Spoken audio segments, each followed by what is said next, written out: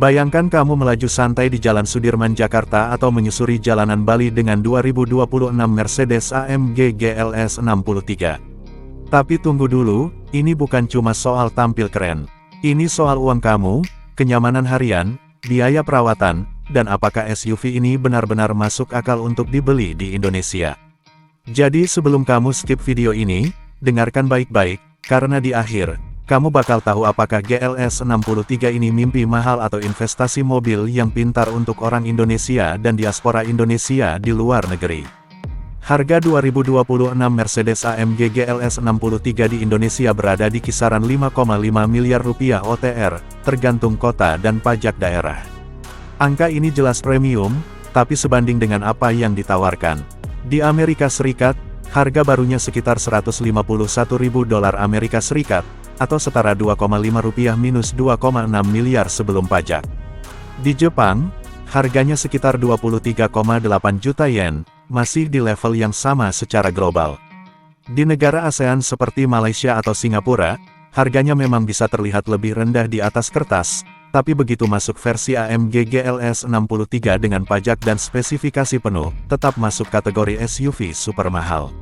Sekarang kita bahas hal yang paling sering ditanyakan pembeli Indonesia, yaitu konsumsi bahan bakar. GLS 63 memakai mesin V8 4.0 liter twin turbo dengan sistem mild hybrid. Dalam penggunaan nyata, konsumsi BBM-nya sekitar 6-7 km per liter, dengan kondisi kota lebih boros dan tol lebih hemat. Ini jelas bukan mobil irit, apalagi dengan bensin oktan tinggi.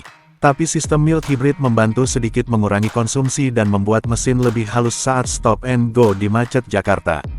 Kalau dibandingkan dengan mobil hybrid atau listrik, jelas GLS 63 kalah hemat. Tapi yang kamu bayar di sini adalah tenaga brutal lebih dari 600 tenaga kuda, bukan sekadar efisiensi. Untuk pemilik yang sering keluar kota lewat tol Trans Jawa atau perjalanan jauh, konsumsi BBM-nya masih terasa masuk akal untuk kelas SUV performa tinggi. Lanjut ke biaya perawatan dan servis, ini bagian yang harus jujur. Mercedes AMG itu mahal dirawat, dan Indonesia tidak terkecuali. Suku cadang asli, oli, rem, dan servis berkala jelas lebih mahal dibanding SUV Jepang. Tapi kelebihannya, jaringan dealer Mercedes di kota besar cukup kuat, dan biasanya tersedia paket servis resmi yang bisa membantu menekan biaya di tahun-tahun awal kepemilikan. Selama kamu servis rutin dan pakai bengkel resmi, keandalan tetap terjaga. Bagaimana dengan asuransi? Karena harga mobil tinggi dan biaya perbaikan mahal, premi asuransi GLS 63 juga tinggi. Jauh lebih mahal dibanding Toyota Fortuner atau Pajero Sport. Tapi ini wajar, karena nilai mobil dan teknologi di dalamnya memang berbeda kelas. Soal ketersediaan spare part, untuk kota besar seperti Jakarta, Surabaya, Bandung, dan Medan, relatif aman. Tapi untuk daerah yang lebih kecil, biasanya harus inden. Ini penting buat kamu yang tinggal di luar Jawa atau sering pindah kota. Sekarang kita bandingkan sedikit dengan kompetitor di Indonesia. Lawan terdekat GLS 63 adalah Toyota Land Cruiser GRS, BMW X7, dan Audi Q8. Land Cruiser unggul di ketahanan, resale value, dan biaya perawatan yang lebih masuk akal. Tapi dari sisi kenyamanan, kemewahan, dan performa, GLS 63 jelas jauh di atas. BMW X7 dan Audi Q8 lebih mendekati secara premium, tapi masih kalah dari sisi tenaga dan karakter AMG yang agresif. Bicara soal resale value, Mercedes di Indonesia memang tidak setahan Toyota, tapi untuk kelas SUV mewah besar, GLS masih punya nama kuat. Selama mobil terawat, servis lengkap, dan kilometer wajar, harga jual kembali masih tergolong aman untuk kelasnya.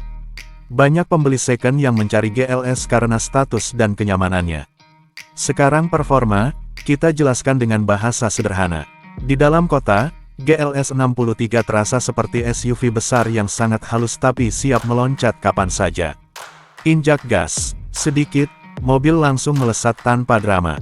Akselerasi 0-100 km per jam sekitar 4 detik lebih sedikit, ini gila untuk SUV 7 penumpang. Di jalan tol, mobil ini stabil, senyap, dan sangat percaya diri di kecepatan tinggi. Untuk kondisi jalan Indonesia, Ini poin penting. Suspensi udara adaptif membuat jalan berlubang, polisi tidur, dan aspal tidak rata terasa jauh lebih nyaman. Di macet Jakarta, fitur bantuan mengemudi dan kabin kedap suara bikin kamu tidak cepat lelah.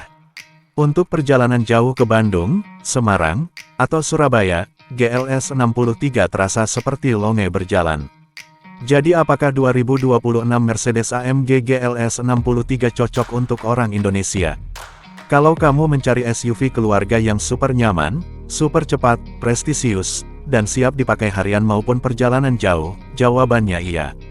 Tapi ini bukan mobil hemat, bukan mobil murah dirawat, dan bukan untuk orang yang tidak siap dengan biaya kepemilikan besar. Ini mobil untuk pembeli yang sudah paham, bensin mahal, servis mahal, asuransi mahal, tapi ditukar dengan kenyamanan, performa, dan status kelas atas. Kalau kamu mengerti itu, GLS 63 adalah salah satu SUV paling pintar dan lengkap yang bisa kamu beli di Indonesia saat ini. Kalau kamu suka review jujur dan detail seperti ini, jangan lupa like videonya, tekan subscribe, dan aktifkan lonceng notifikasi supaya kamu tidak ketinggalan review mobil terbaru yang benar-benar relevan untuk pasar Indonesia. Sampai ketemu di video berikutnya.